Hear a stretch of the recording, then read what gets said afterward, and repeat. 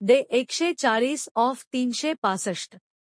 20 मे 1927 रोजी मल्हार येथील धर्मसंकर व अस्पृश्य वर्गाची जबाबदारी या लेखात डॉक्टर आंबेडकरांनी मांडले की अस्पृश्यता केवळ अस्पृश्यांच्या मतांवर अवलंबून नसावी. जसं बंगालचे विभाजन बंगाली लोकांच्या मतांवर अवलंबून होतं.